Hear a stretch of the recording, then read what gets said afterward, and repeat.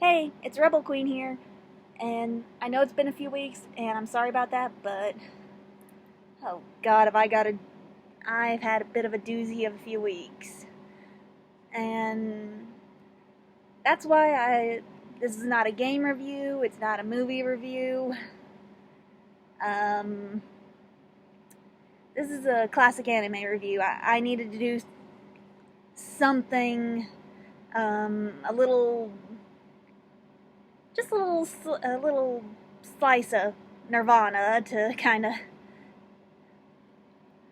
get me going, because believe me, it's been kind of one of those, because if you watched Albion's Ghost of Tsushima review, which me and Albion have talked about that after I saw it, and I critiqued him on that, and we both were kind of like, dude, you messed up. Well, honestly, I was kind of like, dude, you messed up. You just went on points that you really shouldn't have. And apparently, he can't do reviews if I'm not there. So, we understand he messed up. We understand that, and we're sorry for that. So next time he even thinks about doing a review, even if I have to be there on Skype with him, which, if you hear like a voice from his computer going, "Stay on point," that's me. Which, also, he brought this up during the Ghost of Tsushima review. I've got a copy of Mario and Origami King. I did fall asleep when he decided to stream the thing. Stream the game. This plays into why I needed this little bit of Nirvana. And I'm just going to go into why before you guys ask. My ceiling decided to fall on me a little while ago. I'm alright. As you guys can see, I'm perfectly fine. See? No broken bones, no nothing. It was just sheetrock, so nothing permanently damaged. It was just pretty much shock factor that my ceiling fell on me. I pretty much, as my mom joked around, good thing our house is so old, that was just sheetrock, no insulation. Still didn't help matters to me when I was still in shock over the matter at 4:35 o'clock in the morning when this happened. Yeah, that's when it happened. So pretty much for most of the week, when we were having to actually fix the 4x3, 4x5, whatever, hole in the ceiling, for most of the week when we were fixing that, I was sleeping in the living room. So no access to my console or anything, because, yeah, before you say anything, I know my Switch can be pretty much pulled out and also a handheld, but that can only last so long, and then I have to go and bring it back to the dock, which is in my room, and then they have to go, "What are you doing in here? We're trying to do this, or do you not want to be in your room anytime soon?" I wasn't gonna deal with that. And also at that time, because since the ceiling fell on me, you can imagine, I was in my bed sleeping when it happened. So we had to move my bed to get to the ceiling to make sure my brother, who was the one who fixed the hole, could get to the hole to get to the hole in question.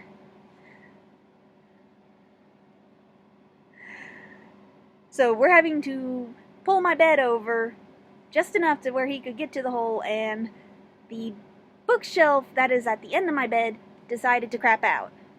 It was one of those wood/particle board ones. It decides to crap out, so I also needed a new bookcase.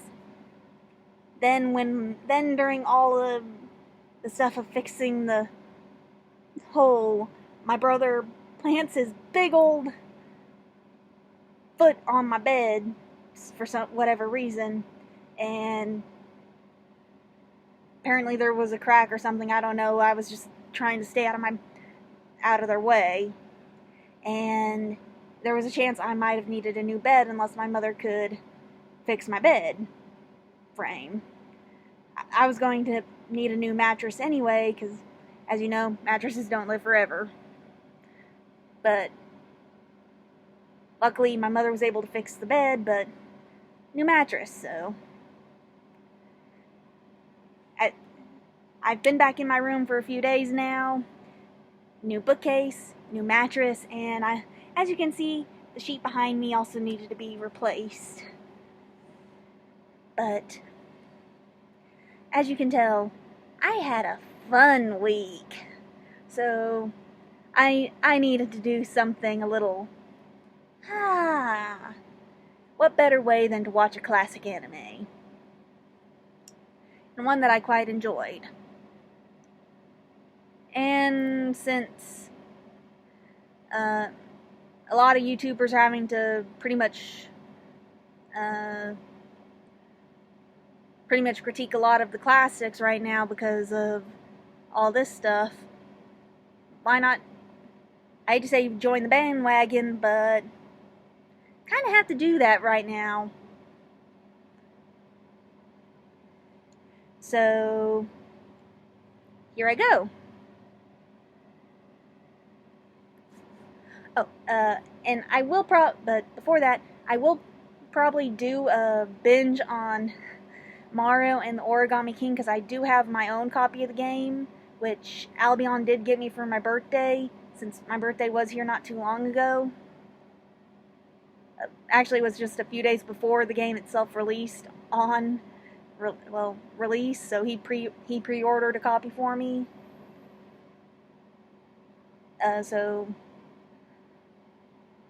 I will I will probably do a good binge game session for the game, and to give you guys a good review, since we now know Albion can't be trusted with reviews.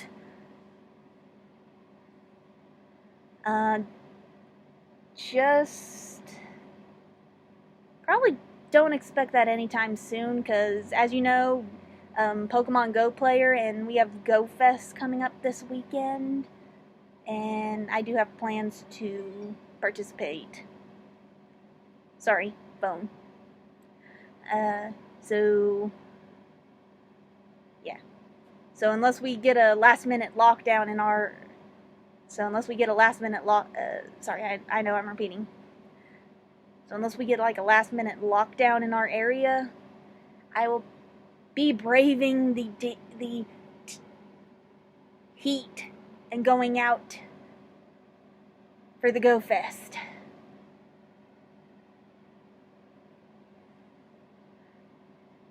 But anyway, here we go with this review. The anime I'm actually reviewing is Magic Knight Rayearth. Some of you may or may not know it. It's actually one of the more earlier sorry, little tongue-tied there.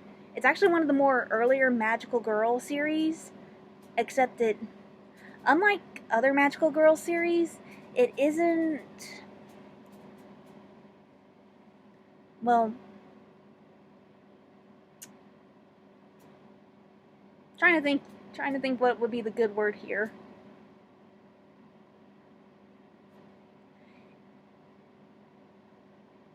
Okay, it isn't like Sailor Moon or Precure where the girls are transforming or anything. It's kind of more like a RPG-ish kind of Magical Girl series, if that's the right word. Actually, I think that is, because with with Magic Knight Rayearth, given the series. Okay, given how old this series is, I'm gonna be a little bit more detailed and spoilerish than I would normally be on these reviews, because like I said, this series is pretty old. It's a little younger than Sailor Moon. That's how old the series is. And I'm talking the original Sailor Moon, not Sailor Moon Crystal.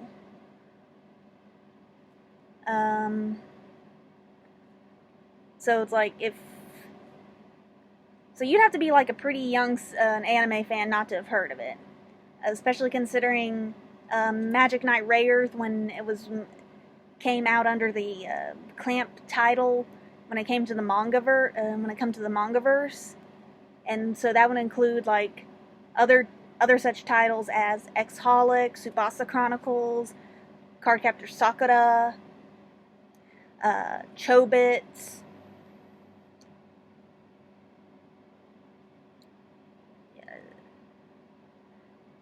Let's see, I said, yeah.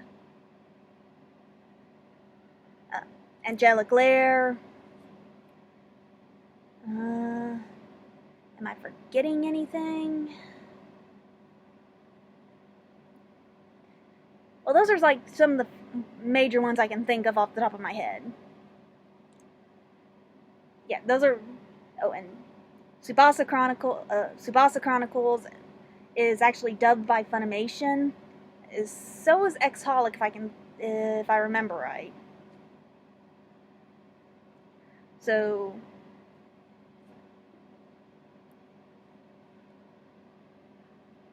and Cardcaptor Sakura just had a new series/season added to it, the Clear Card Saga. So.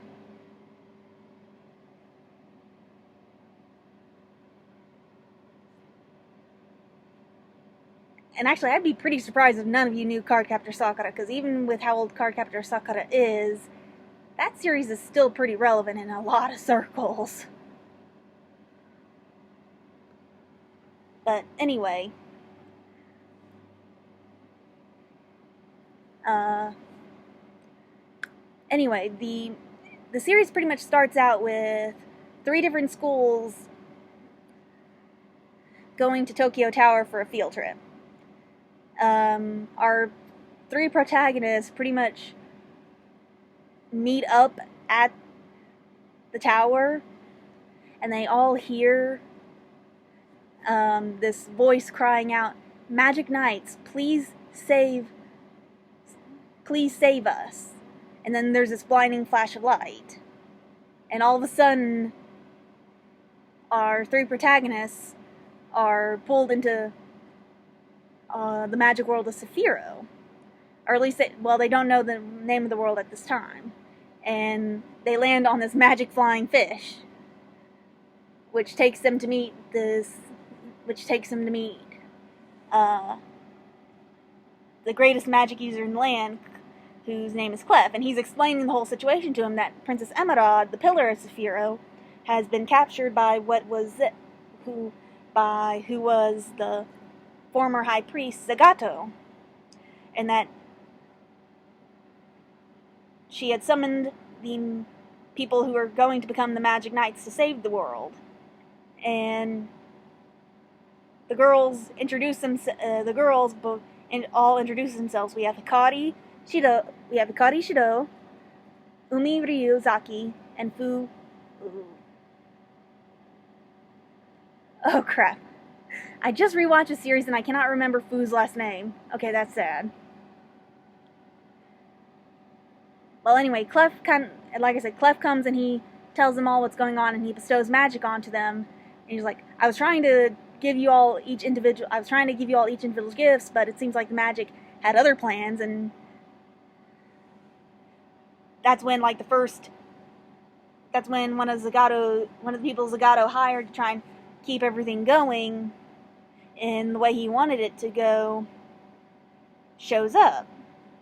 He's like, so Clef summons another creature, and he's like, go to go to Presea, the Master Smith. She'll do this for you guys. They go and...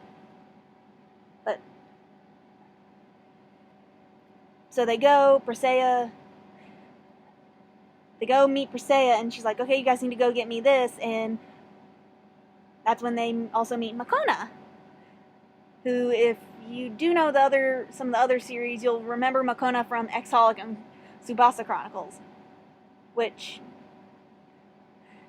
little pause in doing the review, that's another thing about Clamp series. They'll input the characters from all their different series in some way into the other series. It's hilarious. Because, I mean, you have Makona in Magic Knight Rayearth, and then you have Makona in the Exholic and in the Tsubasa Chronicles. It's hilarious. But anyway, back to the review. So they go and find the special material they need to forge their Magic Knight swords. They get back to, after going through this one forest where it's filled with monsters, and they meet another character who becomes a rather important character, the character as they go, Ferio. And then they get back to Presea, and she's able to forge the swords for him, but as major character development, she dies while doing it.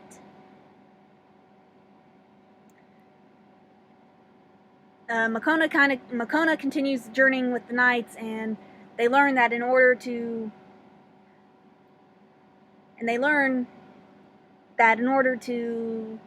truly become the Magic Knights, they have to go around the entire world of Saphiro, awakening the Rune Gods. Of course, they think, oh, we only have to awaken one god, until they learn, wait a minute, we have to awaken 3? All the while, the armor that they have been given and the swords are evolving with them as they kind of go facing different challenges and such, and learning different things. And all the while facing down the different people the former High Priest Zagato has in his employ. From a beast tamer to an illusionist dancer, to the former captain of the guards, who he actually has him under a spell to do his work.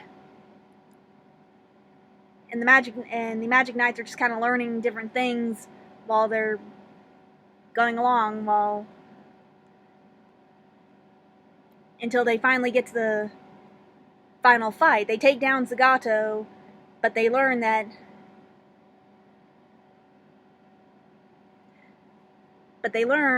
it wasn't that they had to take down Zagato to free Princess Emerald. They were summoned to actually take down Princess Emerald, because apparently the spell was something that only the pillar could do. Because the pillar, if she felt that she was not able to devote herself 100% completely to constantly being able to do her best for her people and Saphiro, she was to summon the Magic Knights to kill her. Because if she fell in love with somebody and was not doing her best, if the person she loved died, for whatever reason,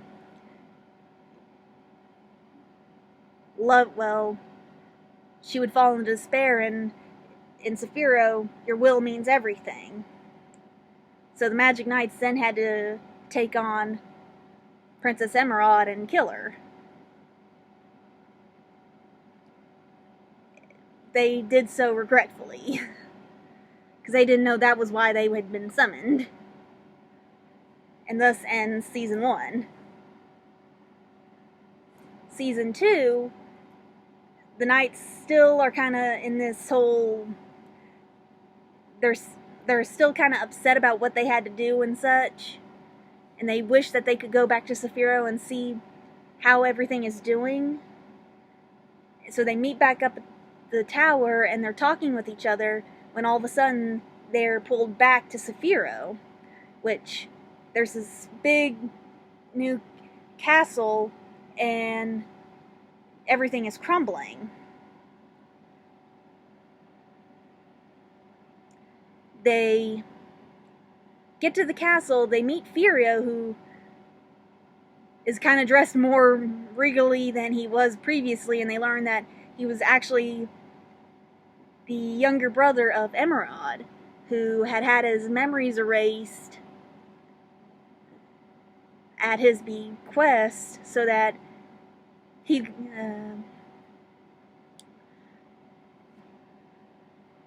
would not interfere with Emerald's duties as a pillar, because he did not want to do that to her. But the knights learn what is going on in Saphira, that until a new pillar is chosen and can start doing the duties of a pillar, the whole land of Saphira is pretty much dying. So basically, season 2 is that whole situation, and there are 3 other countries basically trying to major in on Saphira because they want the whole pillar situation too. One is Princess Asuka from Ashfalan, or it's basically a Chinese country. No offense, but once she meets up with Fu, and Fu explains the pillar system to her, she realizes she can't be the pillar because she can't look over her own country, and how can she give up the person she loves? And then the other country Umi takes care of, they're like, fine, we'll find some other way to deal with our problems. And then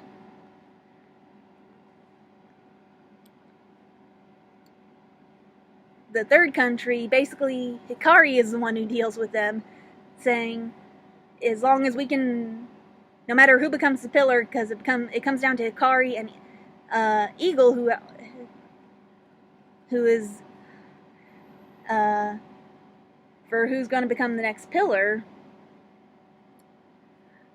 They're like, no matter who becomes the pillar, as long as we've worked it out, no matter who becomes the pillar, as long as you allow our country to come in and study the pillar system, that's fine. And also, during this season, we're introduced to Lantis, who happens to be Zagato's brother. And he's actually very similar to Zagato, but he was apparently a magic swordsman and was the bodyguard to Princess Emerald before he left Saphira. But it's never explained exactly why he left Saphira. But he spent quite a bit in Autozon, which is where Eagle is from. And also, during this whole season, we're introduced to Nova, who was born from Hikari's heart, from when she had to kill Princess Emerald and all that. So she's like the shadow of Hikari. And also, Hikari kind of also falls in love with Lantis, so like, when actually towards the end of the season, when Hikari becomes the pillar, so basically it's kind of like history repeating itself almost. Lantis kind of does the exact same thing as his brother, falls in love with the pillar. And Hikari also loves Lantis.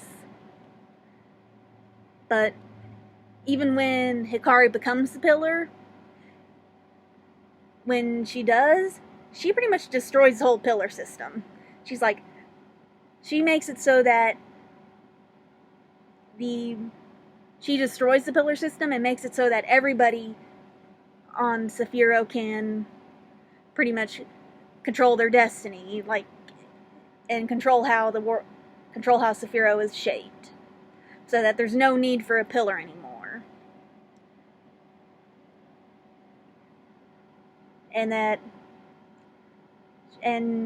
so basically her and the Magic Knights pretty much see everybody one last time before they're sent back to their world.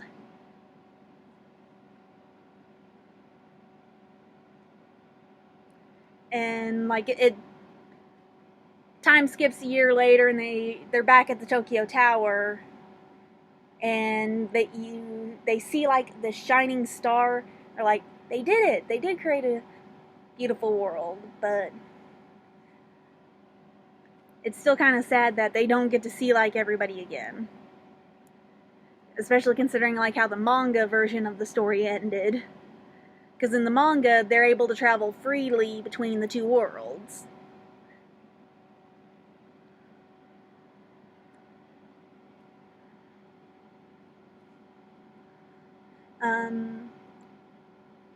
If you're... And the artwork in the opening... Okay, that's still pretty much it. The artwork and the opening and ending credits fit well with this series, especially considering, like I said, Magic Knight Rayearth is kind of... It's a very tame magical girl series. Like I said, it's more like a Japanese it's more like a RPG magical girl series. Considering all the whole knights and all that. If you want to watch it, considering how old the series is, it's going to be a little difficult for you to find an actual DVD or Blu-ray copy. So your best bet is to try and find it online on a streaming service or something like that. Because I got lucky and was able to re-watch it because my brother's girlfriend apparently she liked the series as well, and she had paid the $80 for the Memorial Blu-ray edition.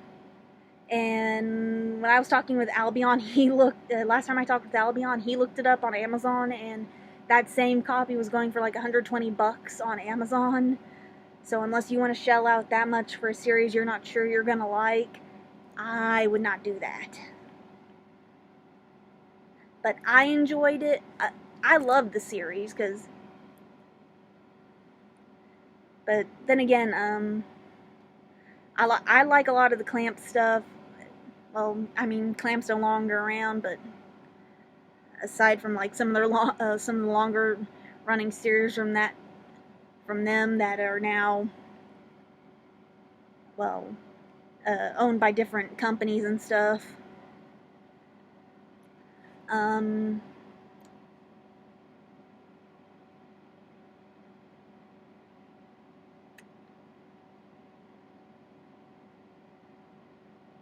To rate this,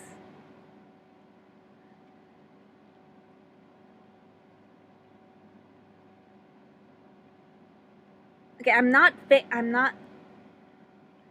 would say at least a 9, because, I mean, honestly, I kind of feel, at least on the anime scale, I know they have to change things up some way from the manga, but honestly, I wish they would have at least kept true that they could have traveled back and forth between the worlds. Because, I mean, that would have been a better ending.